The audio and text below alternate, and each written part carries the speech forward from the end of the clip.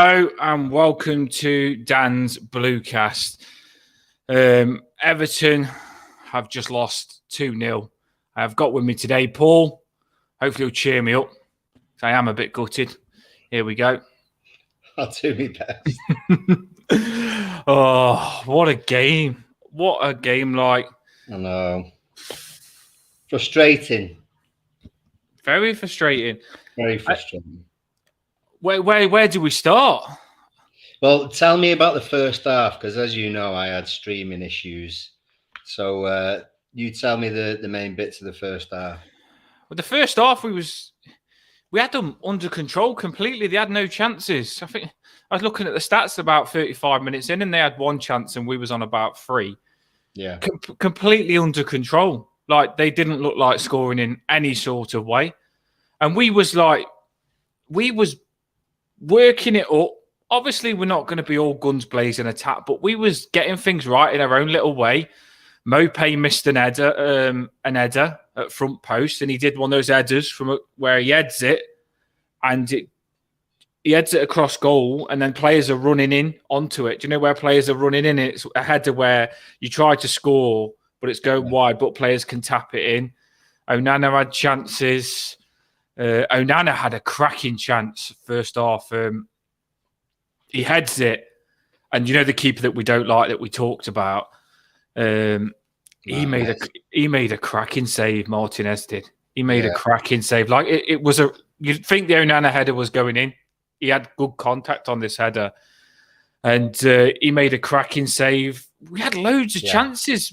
McNeil he had loads of the ball down the left. Loads of the ball down the left. Very one-footed, but he just had loads of the ball, and he had cash in his. I honestly thought we was going to score the way it was going. It just felt like it was coming our way all the way through the first half, because honestly, they didn't have no chances. But I want to hit you on at the start of the game. It's 2 minutes, and I messaged you. It's 2 minutes in, and the referee just yellow carded Onana for his first tackle. And you could tell straight away Onana was like, "What? Why have you just yellow carded me?" All Onana did is on the we talked about this battle as well. The Brazilian lad in centre midfield for Aston Villa. What's his name? Luis or whatever his name is. Yeah. All Onana did is said, "I'm against you," and he just left a little stamp on him. Not bad tackle, just left a mark on him to say, "I'm here for the rest of the game." The referee went straight to him, gave him a yellow, and then straight away you think to yourself, Onana's out of the game then, because Onana's speciality is tackling, getting stuck in. And if you're on a yellow, you can't play to yourself, can you? And I thought the referee first like incident to give a yellow.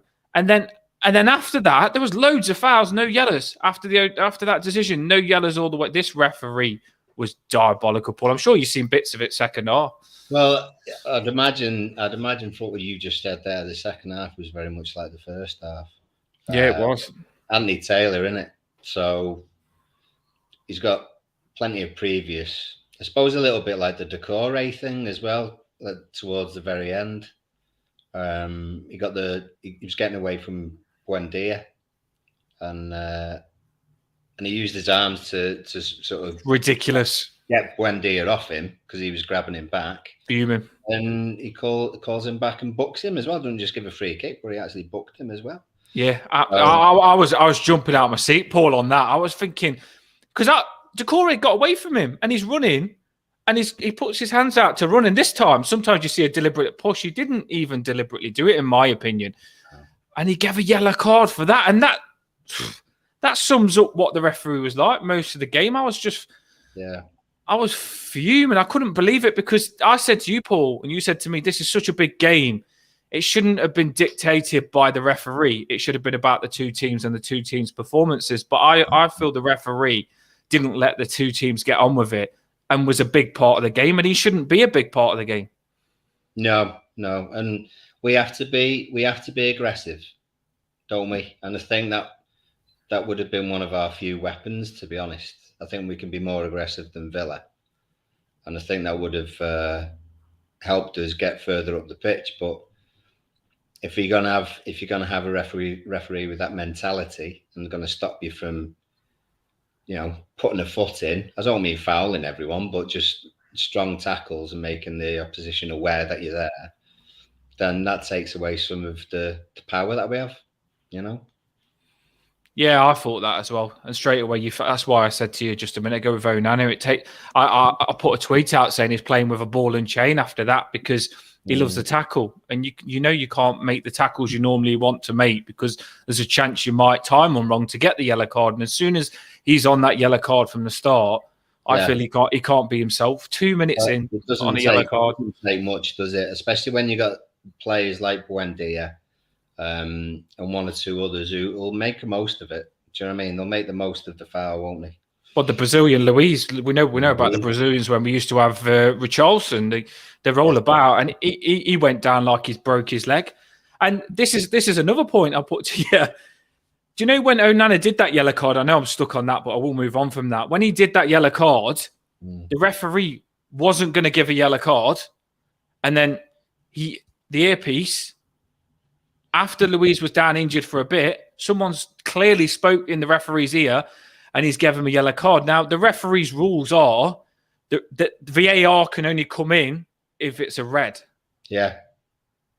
And I know that rule, and they can only step in if it's a red. So, and other parts of the game, why have VAR stepped in then to give a yellow, but then why hasn't VAR jumped in on the Mikalenko tackle? Did you see that?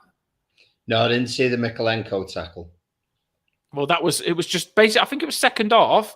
He dragged it back in the penalty spot. And he got completely slided out as he dragged it back and didn't even go to VAR. I don't think the penalty went to VAR. No, it didn't. It didn't. My initial response from the penalty, watching it live, was all right. That's a penalty. Then seeing the first replay, I was convinced that he got a touch on the ball, and then more of a face-on angle. The touch wasn't as clear cut. He'd made his mind up anyway. Do you know what I mean? And I don't think we weren't particularly round the referee complaining about it, were we? Well, I don't know why we don't do that, but saying that we do get fines for everything. But I don't know why they wouldn't make every decision go to VAR just to make sure it's certain. I don't know why you wouldn't make sure it goes to VAR. Yeah. But it was frustrating because we were talking about those battles. We were talking about the battles last night, weren't we? And Buendia didn't start. He only came on second half. And he's changed the game. So he's got away from Ghana, which we said it was going to be him and Ghana that would sort of have a battle against each other. And then he's got the better of, I think it was Cody, was it? Yeah. Cody was a bit slow, wanted to move off the spot, which he had Tarkowski on the left-hand side of him. So Cody had his cover on the left-hand side of him, so he knows that he's got to go right with him, and he didn't go right with him. Yeah. Which was a bit disappointing. But I do feel like when they scored that goal, the second goal, I feel it was because we was going for it. And we said this, didn't we, in the preview? Yeah, potentially. We can get caught out. I think the most obvious things from the game itself is going to be that we had chances, but we didn't have anyone clinical enough to put them away. So the whole having a competent striker in there, that's going to be a big thing this week. And the other thing is that we didn't have anyone. I mean, Gray came off the bench and got involved, but they brought on maybe two or three that changed the game. So they're a little bit further ahead in sort of their recovery from when they went down to where we are now, having shot ourselves in the foot year after year. Well, we ain't got the options. We did say that, didn't we? If we went 1-0 down, we ain't got the attacking options to come and add the bit of finesse for us to get a goal. But I know you missed the first half, but there was one first half where Mope dived and got his head to it, and they did a VAR on the line. Like the ball, was so close to over the line.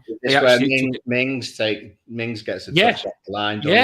Yeah, second That's half. how close we was to scoring. There was loads. Decore had a few chances where he slipped just before he shot. There was pylons. We did attack a lot. And like you say, we just didn't have that clinical edge. And we knew if we didn't score one of them, we'd pay for it. Yeah. And you just know it's going to come, don't you? If the ball doesn't go in the back of the net, I didn't feel. Sometimes in football, you need that run of the green, don't you? And I don't feel like we had it today. No, I don't think we did. And frustrating as always, Mopé. There was one particular one where it just came along the floor quickly, and he's on the edge of the 6-yard box, and he's tried to have the idea was to have a touch, turn, and hit it. He had enough space to do it, but his first touch had bounced right off him, and he lost it. It's just little things like that. It's just being clinical. We've seen Rondon. We've even seen Rondon do that before with a quick. I remember one goal Rondon did where he did a quick turn. I think it was against Crystal Palace or something. He did a quick turn and smash. And you've got to take those chances. They do against us. I mean, Aston Villa probably had 2-3 chances. Pickford did do an incredible save. Did you see that save by Pickford? I did see that. What a save that was. That was absolutely incredible. But other than that, they had 2-3 chances, and we had about 7 or 8 chances. So yeah, I mean, looking at the stats, they had the ball, and we both had chances, but maybe we had the better chances. And then it just comes down to taking those chances. So if we've got Mopé up front and they've got Ollie Watkins going for a Villa record of 5 in 5, I know which one I would rather have. Just more clinical. I honestly feel like if we had Watkins up front today, he would have got more goals than what he got for Villa today. I think we created better chances, but they just had someone that's a bit more clinical, like you say. Yeah, and I mean, possession-wise, we were fairly similar, 47-53. We've had 15 attempts on goal today. Every 1 in 3 was on target. They had 9 attempts, 5 were on target. So they're like I say, just more clinical, just more switched on in front of goal, and just a little bit more quality. And we don't have it yet, so we have to go on what we can do, which is battling it and being structured and strong and everything else. And we did that today, Paul. I did think we were that. So I'd be surprised if he wouldn't come out and slag the team off anyway. But there were positives in the fact that we were creating chances. We were strong in a tackle. I don't want to take that away. I don't want to take that away at all. And the players looked as though they were giving it everything that they had. They just didn't have the bits that we needed them to have at those times. Even at 2-0, I thought there was really going for it at 2-0 when you think to yourself, there's no chance of coming back. They still showed fight. And I thought that's good for going into next game, because this hasn't affected you if you're still fighting 90th minute to get 2 goals back. Yeah, it's massively positive. I don't think the performance was bad, and I generally, watching that game, I watched it hardcore, and I generally thought we deserved to win that, or get a draw at least, with the chances we had all the way through. We had them under control. They haven't had many. They just scored their chances at the end. That's it. Made us pay for not scoring ours. That's us all over, though. Do you know what I mean? That's been us when we've played well, and we've lost by the odd goal. Is because in the first half, we've had the chances and we didn't take them. And then in the second half, we've conceded 1 or 2 goals that could have been avoided if we got ourselves in that position from the first half. So it's like we're in a gunfight every game, and we're shooting all over the place, and we have all the best shots. And the other opponents just got 2 bullets, bang, bang, like that. They only need those chances. Good analysis, yeah. And we're literally just shooting all over the show, and we just can't hit the target. That's what hurts me, though, because we was got in such good positions to score. The amount of times that McNeil was in their box, and the amount of crosses we put in, good crosses, and we just needed them tapping in. If DCL played today, I feel he would have got a hat-trick. Honestly, the balls that come in the box that was just there to be nodded in, and we had no one to nod them in.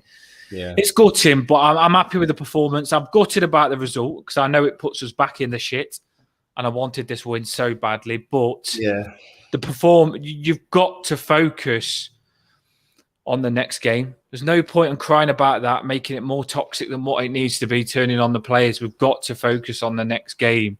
And if we can put that performance in again and this time take our chances, then we'll see the Arsenal result or we'll see the Leeds result.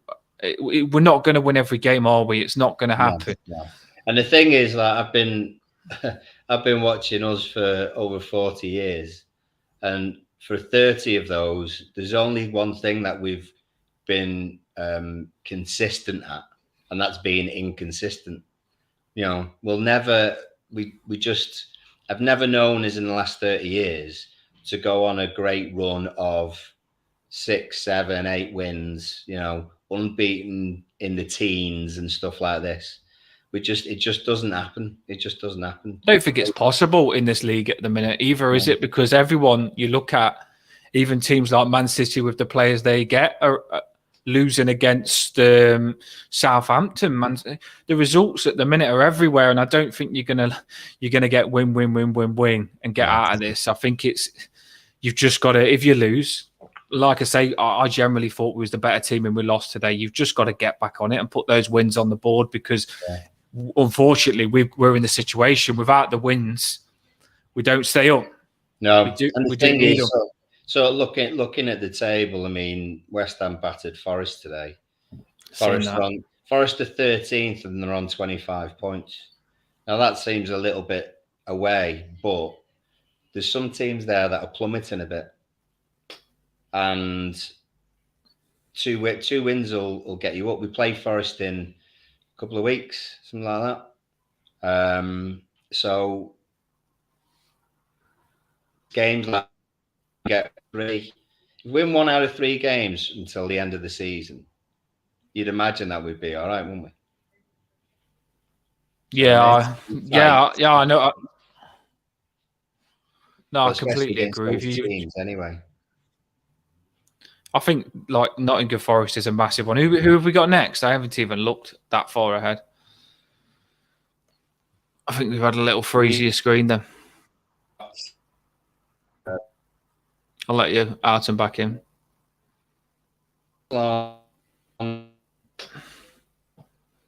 Sorry, little freeze of the screen then. I'll let him back in 2 seconds. It was just freezing for him.